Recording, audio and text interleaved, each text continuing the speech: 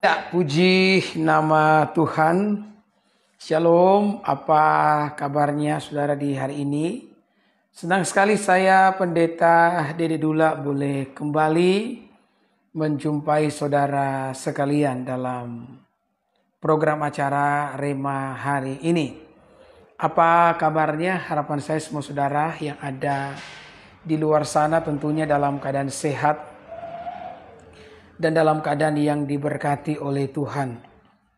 Seperti biasa, kurang lebih selama 30 menit ke depan, saya akan menemani ruang dengar saudara. Bersama di hari ini kita akan diberkati dengan perenungan firman Tuhan. Nantinya bagi setiap Bapak Ibu yang membutuhkan topangan doa, sertakan saja pada kolom komentar. Nanti akan saya layani ya setiap komentar yang masuk pada kolom komentar sesudah saya selesai menyampaikan firman di kesempatan ini. Atau kalau saudara juga punya pertanyaan silakan ajukan saja pada kolom komentar. Dan puji Tuhan, mari bersama sebelum kita mendengarkan firman kita berdoa. Terima kasih Tuhan buat kesempatan yang Kau berikan bagi kami untuk kami kembali mau merenungkan sebagian daripada sabda firman. Hamba doa Kau berkati agar perenungan ini menjadi kekuatan bagi setiap kami yang mendengarkannya. Dalam nama Yesus kami berdoa bersyukur, haleluya. Amin. Ya, puji Tuhan. Shalom, selamat sore buat Ibu Eci. Ya, selamat melayani, selamat mendengarkan juga Ibu Eci ya. Puji Tuhan. Nah, ini kita masih dalam perenungan firman dari Matius pasal 14 ya. Ayat yang ke-22 sampai ayat yang ke-23. Jadi sekali lagi saya bacakan saja ayat ini buat kita semua firman Tuhan. Sesudah itu Yesus segera memerintahkan murid-muridnya naik ke perahu dan mendahuluinya ke seberang. Sementara ia menyuruh orang banyak pulang. Dan setelah orang banyak itu disuruhnya pulang, Yesus naik ke atas bukit untuk berdoa seorang diri ketika hari sudah malam ia sendirian di situ. Ya, puji Tuhan. Shalom juga ya buat Ibu Dorcas. Puji Tuhan. Terima kasih sudah bergabung bersama dengan saya di sore hari ini. Jadi Yesus berdoa kepada Bapa di sorga dan saya percaya sebagai pengikut setia Rema hari ini saudara tidak bingung lagi mengenai hal ini ya. Apalagi kalau kita ditanya oleh saudara-saudara kita yang beragama Islam. Kenapa Yesus kok Tuhan dia berdoa? Ya dia berdoa bukan hanya karena dia mengharapkan Bapa menjawab kebutuhannya. Tidak, karena Yesus dan Bapa sudah memiliki sebuah persekutuan. Bahkan semenjak sebelum dunia itu ada, Tritunggal itu sudah ada. Dan terikat dalam sebuah persekutuan yang sangat indah. Itulah sebabnya orang Kristen juga harus tinggal dalam persekutuan. Harus tinggal dalam damai sejahtera, tidak boleh bertengkar satu dengan yang lainnya. Karena kalau kita suka bertengkar satu dengan yang lainnya, dipertanyakan roh apa yang ada dalam diri kita. Kalau kita mengatakan kita adalah pengikut Kristus, maka seharusnya kita memiliki roh damai sejahtera karena kita menyembah Allah yang damai, Allah yang sejahtera, Allah yang tinggal dalam sebuah persekutuan. Nah, saya katakan ketika kita tahu bahwa doa itu sangat penting, maka belajarlah untuk berdoa. Walaupun saya tahu doa ini kadang-kadang adalah sebuah kebiasaan yang sulit untuk dilakukan. Tetapi saudara harus belajar berdoa. Meskipun engkau tidak memiliki perasaan untuk berdoa. Karena saya sudah khotbah kemarin bahwa orang Kristen itu kan tidak boleh ya dituntun oleh perasaan. Kita harus dituntun oleh pikiran yang telah diubahkan oleh Tuhan. Nah, karena kita tahu pikiran kita telah diberitahu ya kan bahwa doa adalah bentuk persekutuan kita dengan Allah, maka seharusnya kita harus berdoa apapun seperti apapun perasaan kita. Ya kan? Mau kita punya perasaan berdoa atau tidak, ya kita harus tetap berdoa. Kenapa? Karena kita tahu doa adalah sesuatu yang penting.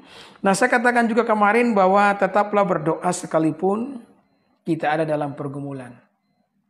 Amin. Mazmur 25 ayat 17 mengatakan itu. Meskipun kita di tengah-tengah pergumulan, kita harus tetap berdoa. Saudara, pergumulan tidak seharusnya ya menjauhkan kita dari persekutuan. Pergumulan seharusnya tidak menjauhkan kita dari kehidupan doa. Makanya saya itu merasa aneh ya kalau saya sering tanya kepada Bapak Ibu yang sudah tidak datang ke gereja atau yang sudah tidak kelihatan di tengah persekutuan. Saya tanya, Bapak kenapa sudah tidak kelihatan? Atau Ibu kenapa sudah tidak kelihatan? Maka biasanya mereka akan menjawab, Pak Pendeta, mohon maaf, kami tidak beribadah karena kami punya masalah. Nah saudara, ini kebalik dong. Kalau kita tuh punya masalah, seharusnya kita datang beribadah kepada Tuhan. Kalau kita punya masalah dan itu menjadi alasan bagi kita untuk tidak datang ke gereja, itu berarti kita mau menanggung masalah itu dengan kekuatan kita sendiri. Ya. Bukankah kita mengatakan Bapak Ibu bahwa terkutuklah orang yang mengandalkan kekuatannya sendiri dan diberkatilah orang yang mengandalkan Tuhan. Jadi jangan pernah biarkan semua pergumulan yang kita alami menjauhkan kita dari Allah. Seharusnya itu menjadi motivasi bagi kita untuk mendekatkan diri kepada Allah di tengah-tengah doa, bahkan mungkin di tengah-tengah setiap persekutuan. Ada amin? Ya. Ini yang dikehendaki Tuhan, saudara-saudara, di tengah-tengah kehidupan setiap kita. Dan saya rindu biar setiap saudara menjadi pribadi-pribadi yang berdoa. Saya pernah mendengar sebuah perkataan yang disampaikan oleh pendeta Charles Spurgeon. Dia bilang bahwa segala sesuatu itu anugerah selama membuat kita berdoa. Dan apa yang dikatakan oleh Charles Spurgeon adalah kebenaran. Apapun yang kita alami termasuk sebuah masalah sebenarnya, semua itu adalah anugerah selama masalah itu mendorong kita untuk mencari Tuhan.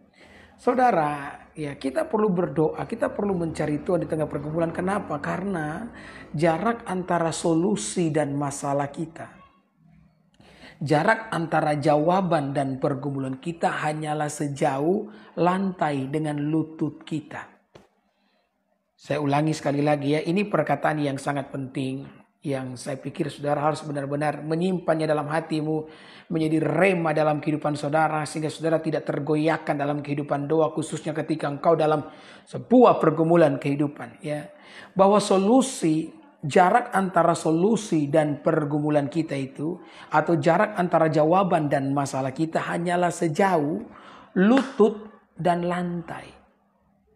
Artinya hanya sejauh doa.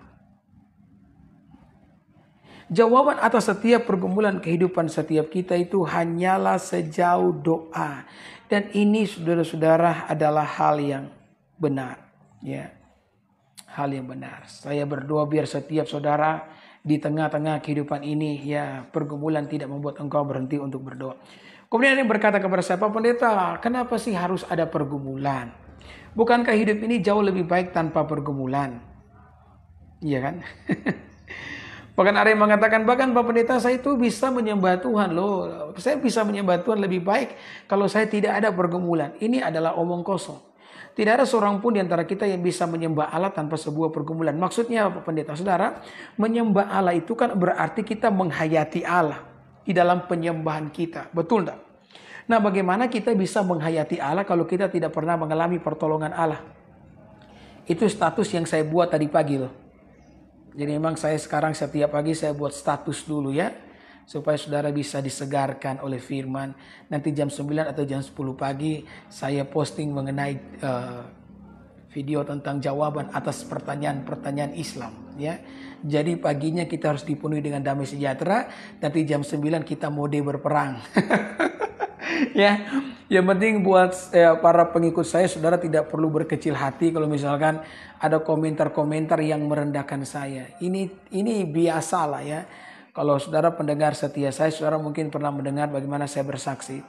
Kalau saya ini sudah pernah dimasukkan ke dalam penjara, saudara. Oleh karena saya bawa toa dan berkhotbah di pasar. Ya, saya dilapor oleh kepala, bukan Pak Lurah, ya Pak Camat sudah. Saya dilapor oleh Pak Camat karena Pak Camat juga non-Kristen. Ya, dan dia merasa bahwa saya telah mengganggu ketenteraman dengan membawa toa berkhotbah di pasar. Saya juga tidak habis pikir ya, saya waktu itu masih muda sekali. Lulus SMA, saya begitu berapi-api dalam melayani Tuhan dan saya ingin berkhotbah Bapak Ibu. Nah, karena di usia muda begitu kan saya tidak bisa dapat kesempatan untuk naik di mimbar dan menyampaikan kebenaran firman Tuhan. Ya, karena saya terlalu muda, ya Pak Gembala saya tidak bisa mempercayakan saya untuk menyampaikan firman. Tetapi api penginjilan dalam hati saya begitu berkobar-kobar. Sehingga karena saya tidak tahan untuk berkhotbah, saya pinjam toa dari gereja dan saya mulai berkhotbah di pasar, dan pada akhirnya saya dimasukkan ke dalam penjara. Jadi saya sudah terbiasa dengan itu. Amin. Jadi kalau hanya ocehan-ocehan duniawi yang menghiasi dan mewarnai ya kolom komentar, biasa saja. Orang Manado bilang biasa jo sopernale. Haleluya, puji Tuhan. Biasa jo ya sopernale. Jadi ingat saudara-saudara ya bahwa ya kalau ada yang berkata bahwa dia bisa menyembah Tuhan tanpa sebuah pergumulan, itu bagi saya itu tidak masuk akal. Kenapa? Karena kita itu bisa menikmati penyembahan kalau kita pernah mengalami pertolongan Tuhan. Saudara, penyembahan itu akan terasa nikmat. Doa kita akan terasa benar-benar kusuk kalau engkau pernah mengecap kebaikan Tuhan di dalam hidupmu. Doa akan terasa hambar dan tidak ada rasanya sama sekali kalau engkau sendiri tidak pernah mengalami Tuhan. Kalau engkau tidak pernah mengenal Tuhan di dalam perbuatannya dalam kehidupan saudara. Bagaimana kita bisa menghayati Allah kalau kita tidak pernah mengalami pertolongannya? Dan bagaimana kita bisa mengalami pertolongannya kalau kita tidak pernah ditimpa oleh sebuah masalah? Sesungguhnya masalah adalah jalan bagi Tuhan, adalah cara bagi Tuhan untuk menyatakan pertolongannya bagi kita. Dan doa adalah cara kita untuk mengharapkan pertolongan daripada Tuhan. Amin. Ya. Saya berharap yang saya sampaikan ini benar-benar ya berakar kuat dalam hati saudara. Jadi tidak ada saudara-saudara penyembahan yang benar-benar kusuk tanpa kita pernah mengalami pertolongan Tuhan. Betul. Bagaimana kita bisa menghayati Tuhan? Ya, kalau kita tidak pernah mengalami pertolongannya. Dan bagaimana kita bisa mengalami pertolongan Tuhan kalau kita tidak pernah ditimpa oleh sebuah masalah. Jadi masalah adalah cara Tuhan untuk menolong kita, untuk menyatakan pertolongannya, dan berdoa adalah cara kita mengharapkan pertolongannya. Ada amin ya. Maka biarlah setiap kita menjadi pribadi-pribadi yang berdoa. Saudara, saya teringat apa yang terjadi dengan Esther. Esther ini merupakan keponakan daripada Mordekai. Dia merupakan orang Yahudi yang ada di bawah jajahan orang Babel. Jadi ada satu waktu di mana Tuhan mengizinkan orang Israel mengalami kekalahan oleh karena mereka memberontak kepada Allah. Jadi saudara, kalau kita hidup takut akan Tuhan, maka perlindungan Tuhan akan menjadi milik bagian kita. Tuhan akan menjamin kita, Dia akan menjaga kita selama kita hidup di dalam pertobatan. Jangan hanya mengharapkan Tuhan memberkati, Tuhan menjaga kita, sementara kita sendiri tidak mau hidup di dalam pertobatan. Pertobatan adalah kekuatan, adalah benteng keselamatan setiap kita. Ketika engkau hidup dalam kebenaran, maka Tuhanlah jaminan setiap kita. Alkitab mengatakan penjaga Israel tidak pernah terlelap. Dia mengirimkan pasukannya berkemah di antara sekitar orang-orang yang benar. Ketika orang Israel mengalami kekalahan yang luar biasa, maka mereka diperbudak oleh orang Babel. Maka ditawanlah ada begitu banyak orang Israel. Salah satu di antaranya Mordekai dan keponakannya yang bernama Esther. Esther adalah seorang anak yatim piatu. Kedua orang tuanya telah meninggal. Besar kemungkinan meninggal pada saat peperangan antara Israel melawan Babel. Saudara, tumbuh tanpa kedua orang tua adalah sesuatu yang sangat menyedihkan. Iya kan? Tetapi ini yang kita yakin dan percaya, sekalipun ayahku dan ibuku meninggalkan aku, namun Tuhan menyambut aku. Ada amin. Ya mungkin kita punya orang tua yang begitu baik, yang tidak akan pernah meninggalkan kita. Tapi ingat saudara-saudara, setiap manusia ada batasnya. Kalau mereka tidak punya batas dalam moralitas, mereka benar-benar orang tua yang mengasihi dan mencintai. Mereka punya batas di dalam usia. Mereka mungkin tidak akan meninggalkan kita karena mereka mengasihi kita, tapi mereka bisa meninggalkan kita karena mereka tutup usia, iya kan? Makanya firman Tuhan mengatakan, sekalipun ayahku dan ibuku meninggalkan aku, namun Tuhan menyambut aku. Ini menjadi penghiburan bagi setiap saudara yang yatim piatu hari ini. Jangan ya tenggelam di dalam kesedihanmu. Kematian daripada kedua orang tuamu bukan berarti Tuhan tidak peduli dengan engkau. Di dalam hidup ini masih ada Tuhan, dan Tuhan yang akan memelihara. Dia sendiri yang akan menjaga kita. Mungkin kehidupanmu tidak akan semudah dan semulus kehidupan daripada setiap mereka yang punya kedua orang tua yang lengkap. Tapi yang pasti di tengah-tengah setiap kesesakan yang engkau alami, Tuhan selalu ada di sana. Amin. Saya selalu mengatakan bahwa ya apa yang Tuhan izinkan terjadi dalam hidup kita, di dalamnya Tuhan akan menyertai. Kalau Tuhan mengizinkan kita kehilangan kedua orang tua, maka di dalam kehilangan itu engkau tidak akan sendiri. Di dalamnya Tuhan Yesus menyertai. Yang setuju dengan saya ketik amin. Ya, kasih amin buat saya dulu saudara ya. Haleluya. Ada amin? Ya, puji Tuhan. Haleluya. Tuhan Yesus itu baik. Ya, Tuhan Yesus itu luar biasa. Di tengah-tengah kehidupan setiap kita. Dia pribadi yang tidak akan pernah meninggalkan setiap kita. Jadi apa yang terjadi saudara-saudara? Maka ya Ester pun ikut audisi. Karena pada waktu itu Raja Ahasiweros mencari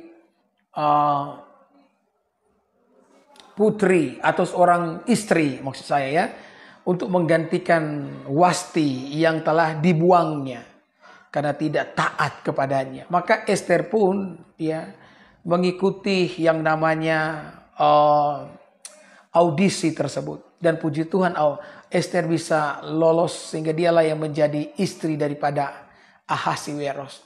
Jadi sekarang Ester menjadi penguasa kedua sesudah suaminya yang merupakan Raja Babel, saudara. Ester benar-benar telah melupakan semua kemalangannya, semua kesedihannya. Sepertinya Tuhan membayar lunas untuk semua kesedihan dan kehilangan yang dialami oleh Ester. Saudara, saya mengingat apa yang dikatakan oleh Alkitab bahwa ketika kita mengalami yang namanya kehilangan dalam hidup ini, maka Tuhan akan ganti rugi untuk semua kehilangan itu. Dan ketika Tuhan memberkati kita, segala kehilangan, ya perasaan sedih yang pernah ada karena kehilangan, itu akan hilang tanpa jejak. Saudara mencari-cari itu, kau tidak akan mendapatkannya lagi. Karena sukacita yang luar biasa akibat berkat Tuhan dalam kehidupan setiap kita. Hal yang sama juga terjadi dengan Yusuf. Yusuf itu sedih sekali. Bayangkan dia sayang dengan papanya, tapi dia sudah dikhianati oleh kakak-kakaknya. Dimasukkan ke dalam sumur hanya untuk dijual ke Mesir. Dan dia sangat menderita di Mesir. Saudara-saudara, dia dituduh melakukan pelecehan seksual. Sebuah perbuatan yang tidak pernah dilakukan oleh Yusuf. Menyedihkan sekali ya. Sebuah perbuatan yang tidak pernah dilakukan oleh Yusuf. Akhirnya Yusuf masuk penjara, saudara-saudara, dengan masa penahanan yang tidak jelas. Tidak jelas kapan Yusuf sudah akan dibebaskan. Saya pikir Yusuf tidak akan pernah dibebaskan. Kenapa? Karena pada akhirnya dia juga menjadi tangan kanan kepala penjara. Dan mungkin selamanya dia akan di sana, saudara-saudara. Mungkin dari sekian banyak orang yang telah bebas, di penjara bebas, sementara Yesus sendiri terus ada di sana. Pada akhirnya dia ya menjadi wakil daripada kepala penjara. Tetapi yang luar biasa, Tuhan memulihkan keadaan Yusuf. Semua penderitaan, semua kehilangan yang pernah terjadi dalam hidupnya diganti Tuhan menjadi sebuah sukacita yang luar biasa. Ketika akhirnya dia diangkat menjadi tangan kanan Firaun, dia menikah dengan anak Firaun dan memiliki dua orang anak yang bernama Efraim dan Manasye, yang masing-masing nama memiliki arti bahwa Tuhan telah membuat aku lupa dengan kesengsaraanku dan Tuhan telah membuat aku berbuah di negeri kesukaranku. Haleluya. Maka tidak akan ada perjalanan yang sia-sia dalam hidup ini. Kalau sementara engkau menjalani perjalanan yang penuh dengan onak dan duri membuat kaki kita berdarah, jalanilah itu dengan kesetiaan, karena di ujung jalan seperti itu ada kemuliaan Tuhan yang menantikan setiap saudara. Yang setuju dengan saya katakan amin. Haleluya. Haleluya. Puji Tuhan. Ya, pada akhirnya Ester pun menjadi ya tangan kanan sang raja karena dia istri loh. Nah, di tengah-tengah keadaan yang seperti itu, tiba-tiba muncul masalah, saudara. Muncul Haman. Ya, Haman yang sakit hati dengan pamannya Ester. Jadi Ester ini punya paman bernama Mordekai. Jadi Haman itu punya posisi yang lebih tinggi dari Mordekai. Dan Haman ini ketika dia lewat begitu, maka para pejabat akan memberikan sujud kepadanya. Tapi satu-satunya pejabat yang tidak memberikan sujud kepada Haman adalah Mordekai. Karena Mordekai orang Yahudi. Orang Yahudi tidak akan sembarang memberikan sujud mereka. Mereka hanya akan menyembah sujud kepada Yahweh. Sekalipun nyawa jadi taruhan, mereka tidak akan menyembah selain Yahweh. Jadi bentuk penyembahan kepada Haman dianggap sebagai penyembahan berhala oleh Mordekai. Dan itu membuat Haman menjadi marah. Sehingga Haman dengan tipu muslihatnya berhasil merancang sebuah maklumat. Dan hal itu di-ACC oleh raja untuk memusnahkan seluruh orang Yahudi yang ada di bawah pemerintahan Ahasiweros. Maka Mordekai terancam, demikian pula dengan Ratu Ester. Nah saudara, saya mau ingatkan setiap kita ya, panggilan orang percaya bukan hidup dalam kenyamanan. Ya. Panggilan kita untuk melakukan apa yang benar sekalipun terasa tidak nyaman. Ya kan? Saya pun sementara menjalani hari-hari itu. Ya, kadang-kadang rasanya tidak nyaman membuka kolom komentar, saudara. Ya, karena diwarnai oleh pertanyaan-pertanyaan lengkap dengan makian dan hinaan. Khususnya dari saudara-saudara kita ya. Tapi tidak masalah karena saya tahu kita dipanggil bukan untuk menikmati kenyamanan. Orang percaya dipanggil untuk melakukan apa yang benar sekalipun terasa tidak nyaman. Tahu enggak, kenyamanan hidup kadang-kadang membunuh panggilan kita loh. Kadang-kadang kenyamanan hidup membuat kita itu keluar jalur, saudara-saudara ya, dari rencana atau rancangan Allah di dalam kehidupan setiap kita. Ya. Maka penting Bapak Ibu yang diberkati oleh Tuhan, kita mengerti, memahami bahwa saya dipanggil untuk melakukan apa yang benar sekalipun hari ini saya merasa tidak nyaman dengan semuanya itu. Yesus berkata, berbahagialah kamu oleh karena aku kamu dianiaya. Oleh karena aku kamu dinistakan hal-hal yang jahat, karena besar upamu di sorga. Ada amin? Yang setuju dengan saya boleh berikan amin buat saya. Haleluya. Ya. Haleluya. Puji Tuhan. Ya. Haleluya. Maka Ester pun mulai mencari Tuhan. Dia pun berpuasa 3 hari 3 malam. Tanpa makan, tanpa minum. Jadi memang penting juga ya bagi kita untuk puasa. Jadi sekali-sekali cobalah puasa, ya kan? Jangan makan melulu, saudara-saudara. Nanti kalau kita kebanyakan makan terlalu kedagingan kita. Bahkan mau berdoa pun banyak ngantuknya daripada kusuknya karena terlalu banyak daging, ya. Jadi dia pun berpuasa. Saudara dengarkan saya ya. Tidak ada posisi dalam hidup ini yang membuat kita aman, sekalipun Ester adalah seorang ratu. Dan tidak ada satu posisi di mana kita tidak membutuhkan Tuhan. Tidak ada. Semua kita membutuhkan Tuhan. Engkau mungkin punya segalanya. Engkau mungkin punya uang. Engkau mungkin punya jabatan. Tapi akan ada saat di mana engkau menghadapi sebuah pergumulan yang jauh lebih besar daripada jumlah uang yang engkau miliki. Dan jauh lebih tinggi daripada jabatan yang engkau punya. Ester menyadari itu, saudara-saudara. Sekalipun dia mungkin punya kekuasaan, tapi dia tidak bisa berbuat apa-apa dengan sebuah maklumat yang telah dimeteraikan oleh raja. Maka Ester pun sujud di hadapan raja di atas segala raja. Haleluya. Dan ini pun yang perlu kita lakukan ketika kita di tengah-tengah sebuah pergumulan kehidupan. Bapak Ibu, saya mau beritahu, di dalam Tuhan tidak ada yang miskin. Semua kita kaya dalam Tuhan. Yang setuju dengan saya katakan amin. Ya.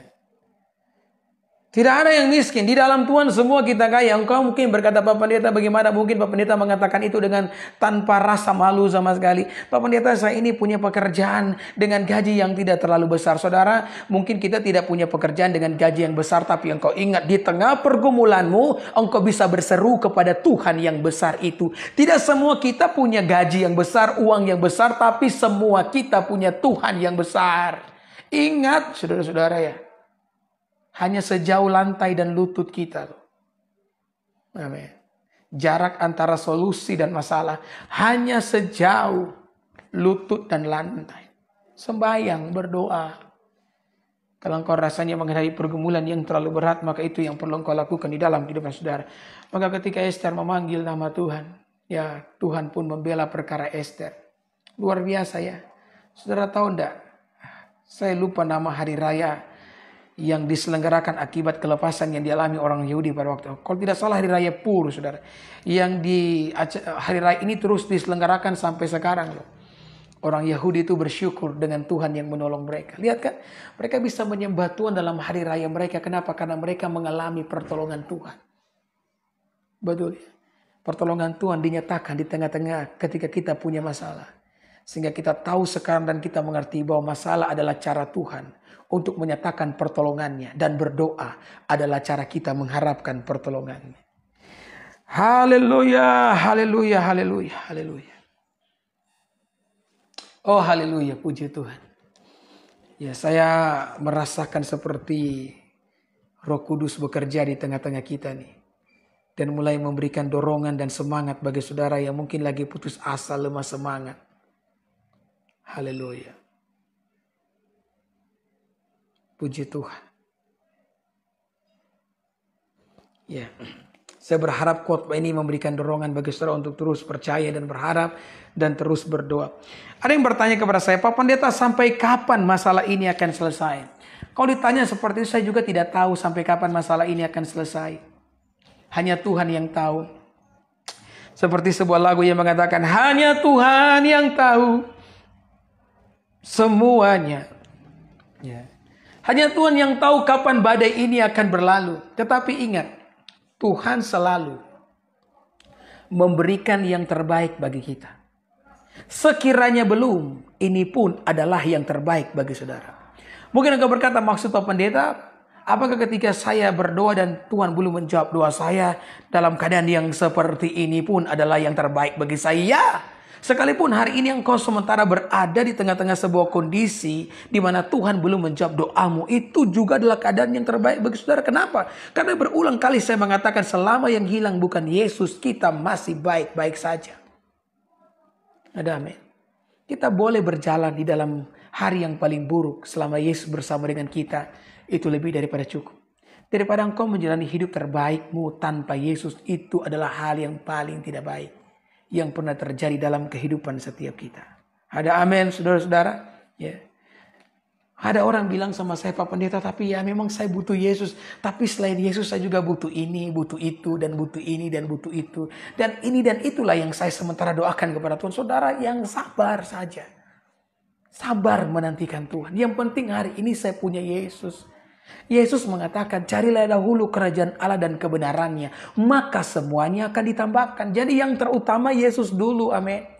Dan ini yang saya mau katakan kepada saudara. Kalau Yesus tidak bisa memuaskan saudara, maka tidak ada apapun dalam dunia ini yang bisa melakukannya. Kalau Yesus tidak bisa memuaskanmu, maka tidak ada satupun apapun di dalam dunia ini yang bisa memuaskan saudara. Tidak ada. Jiwa manusia yang gersang, jiwa manusia yang haus, hanya dapat diisi oleh kasih Yesus. Itu tidak bisa diisi oleh segala macam produk yang berasal dari dalam dunia ini. Engkau mau ngisinya dengan uang, dengan kekayaan, maka akan semakin lebar lubang kehausan di dalam jiwa saudara. Kita akan membaca kisah bagaimana seorang perempuan Samaria yang memiliki kehidupan petualangan seksual. Alkitab mengatakan dia punya 6 suami. Dan itu pun tidak pernah membuat dia puas. Saya mendengarkan kesaksian bahwa, ya sudah mungkin pernah dengar ya. Kesaksian dari Lucinta Luna, ya kan? Itu artis yang transgender. Satu kali dia di podcastnya Denny Sumargo, kalau saya tidak salah ingat ya. Kemudian dia bercerita bagaimana dia telah banyak mengubah dirinya. Ya, bahkan dia telah melakukan yang namanya operasi kelamin. Dan dia sampai pada satu titik di mana dia sepertinya merasa bosan dan dia bingung mau rubah apa lagi dalam dirinya. Tadinya dia berpikir ketika dia mengubah kelaminnya dari laki-laki jadi perempuan, itu akan membuat dia berhenti dari semua rasa penasarannya. Tapi ternyata itu tidak membuat dia berhenti.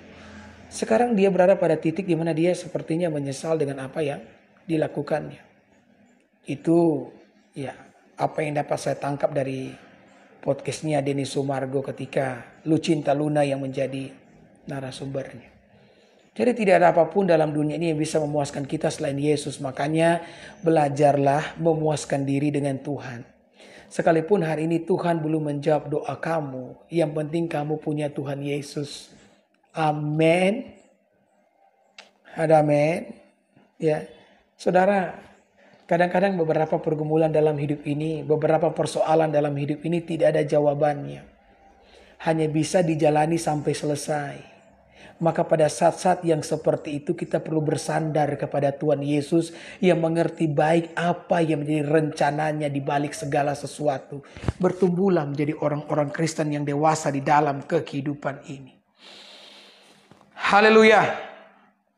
Ya. Jadi Yesus segalanya bagi setiap kita. Ada amin. Ya. Jika Yesus tidak bisa memuaskan saudara, maka tidak ada satupun dalam dunia ini yang bisa melakukannya bagi setiap kita.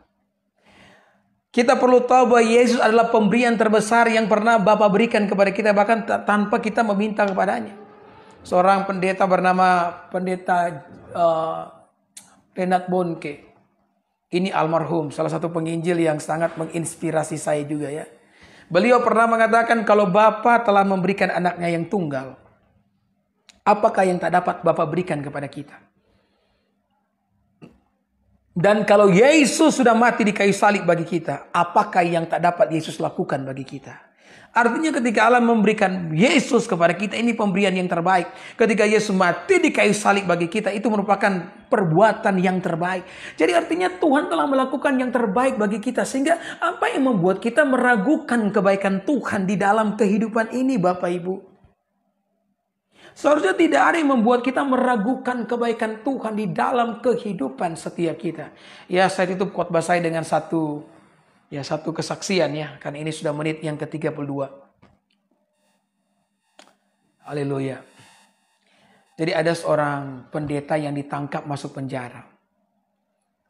Cerita ini berasal dari negeri tirai bambu atau dari Cina. Dia dipenjara oleh karena dia memberitakan Injil. Dan dia di dalam penjara dipekerjakan hal yang paling tidak enak, ya kan? Jadi semenderita-menderitanya kita di Indonesia ini, ya kan? Lebih menderita kadang-kadang pendeta-pendeta yang ada di negeri-negeri komunis loh. Ini cerita sebelum Cina sebebas sekarang ya. Jadi kalau kita di Indonesia ini, katakanlah ya, penderitaan kita itu dihujat habis-habisan di kolom komentar, itu belum ada apa-apanya. Ya, banyak pendeta lain lebih menderita daripada kita, saudara-saudara. Pendeta itu bekerja tiap hari gali sepiteng, karena terlalu banyak orang di penjara sehingga sepiteng itu cepat full. Jadi dia seringkali menggali sepiteng yang baru, lubang sepiteng yang baru, di samping sepiteng yang lama. Dan bahkan kadang-kadang dia tanpa sengaja membocorkan sepiteng yang lama, sehingga kotoran manusia dari sepiteng yang lama mengalir masuk ke lubang sepiteng baru yang dia gali. Sehingga dia berkali-kali itu selalu berdiri di tengah-tengah kubangan tai manusia, kubangan kotoran manusia. Dan itu membuat menderita. Kadang-kadang rasanya dia berkata kepada Tuhan, Tuhan ambil saja nyawa saya. Karena dia juga takut mau bunuh diri. Kalau bunuh diri kan masuk neraka. Lebih baik Tuhan ambil nyawanya saja. Karena dia tidak tahan setiap hari berdiri di tengah-tengah genangan kotoran manusia. Bahkan kalau dia mau bangun pagi, itu adalah saat-saat yang paling tidak menyenangkan. Karena dia tahu di pagi hari dia akan melakukan pekerjaan yang sama, berdiri di tengah-tengah kubangan kotoran manusia. Satu kali di tengah-tengah kegelisahan yang luar biasa, Tuhan menjamah hatinya. Sepertinya ada sebuah kalimat yang muncul dalam hatinya dan dia percaya bahwa kalimat itu adalah perkataan Tuhan yang berkata, jadikanlah sepiteng atau kubangan kotoran manusia itu sebagai tempat pertemuanmu dengan aku. Maka dia pun mulai merubah mindsetnya, saudara-saudara. Ya tadinya dia susah sekali saudara menghadapi hari karena harus berada di tengah-tengah kubangan kotoran manusia. Menjadi tidak lagi susah. Kenapa? Karena dia menjadikan tempat tersebut sebagai pertemuan antara dia dengan Tuhan. Jadi dia nyanyi, dia memuliakan Tuhan di tengah-tengah masalahnya, di tengah-tengah kubangan kotoran manusia. Setiap pagi dia menggunakan plastik di kakinya hanya untuk mencegah agar tidak ada penyakit yang masuk melalui kakinya kan. Sambil dia terus berdoa, terus menyanyi. Dia menggali, menyanyi, menggali, menyanyi, menggali, berdoa, menggali dan memuji nama Tuhan. Haleluya. Akhirnya pendeta ini saudara bisa bebas. Ketika dia bebas, dia sendiri pun yang menceritakan kesaksian ini kepada setiap orang yang mendengarkan dia. Maka saudara-saudara, sekali lagi jangan pernah biarkan pergumulanmu menjauhkan kita, ya, menjauhkan saudara daripada kehidupan doa. Biarlah saudara semakin berdoa di dalam kehidupan ini. Haleluya, haleluya, haleluya. Amin. Amin. Ya, puji Tuhan. Tuhan memberkati, ya.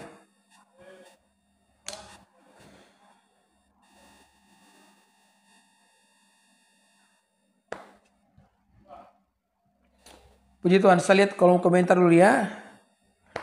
Terima kasih Bu Ecebi buat komentarnya. Andreas, terima kasih. Pak Ogi, ya puji Tuhan. Ibu Rita, puji Tuhan. Diberkati ya. Pak Ogi, terima kasih buat bintangnya. Walaupun saya tidak tahu bagaimana cara menggunakan bintang itu. Tapi terima kasih banyak ya atas dukungan-dukungannya. Kepada saya terima kasih. Brian Barahama juga terima kasih. Ya.